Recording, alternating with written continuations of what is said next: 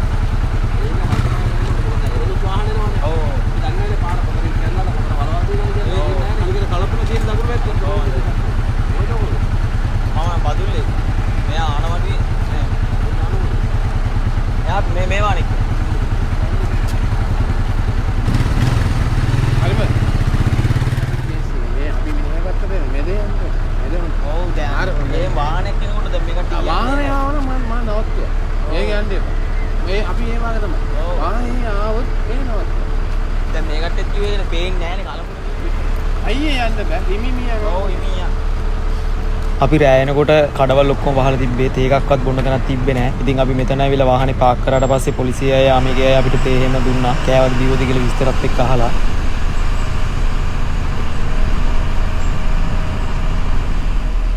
ඔව් මේ phone number අවුට phone number ඔව් දුන්නා. ඔව් දුන්නා.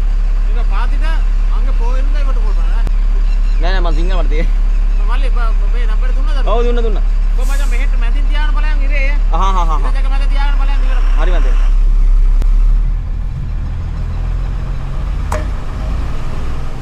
ඉතින් මේ දෙපැත්තෙම තියෙන කලපු ඉතින් අපි පාරේ මැද වාහනේ තියාගෙන තමයි අපි ගියේ මොකද සුදු ඉරවත් හරියට පේනුන්නේ නැහැ පාරේ යනකොට තව ඉතින් මේ වගේ වතුර යනකොට ඉතින් ටයර් වල එක එක දේවල් ඇනෙන්න පුළුවන් එන යකඩ පැච් යන එක සාමාන්‍ය දෙයක් මේ වගේලා මොකද ඉතින් වතුර යට තියෙන දේවල් අපිට පේන්නේ නැහැනේ අපි හිටපු තැන ඉඳන් කිලෝමීටර් ගාණක් දුරට මේ විදිහට වතුරෙන් යට වෙලා තිබ්බේ පොඩි පොඩි වාහන එකක්වත් මෙතනින් එහාට යවවුවේ නැහැ සාමාන්‍යයෙන් ලොකු වාහන විතරයි මේ ඒරියා එකේ යවවුවේ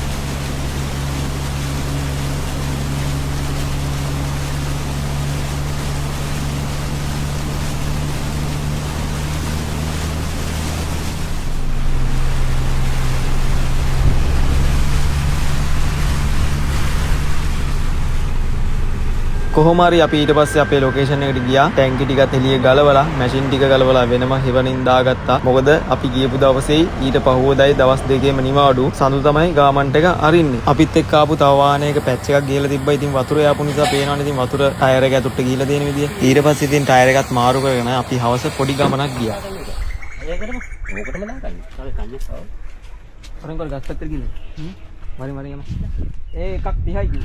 ඔන්න ඔය විදිහට තමයි ගම් වතුරත් එක්ක අපි දවස් 3ක් කිට්ටු වෙන්න මඩකලු පැත්තට ආවේ ඊට පස්සේ ඉතින් දැන් නම් ඉතින් වතුර ඔක්කොම බහැලා තියෙන්නේ මේ වීඩියෝ එක දානකොට මම ඉන්නේ කටුනායක මම ගියේ ලෝඩින් එකකටනේ ඉතින් ඒ ලෝඩ් එක අරන් දැන් ඇවිල්ලා ඉන්නවා මම කටුනායකට දැන් ඉතින් පාරවල වල වතුර ඔක්කොම බහැලා තමයි තියෙන්නේ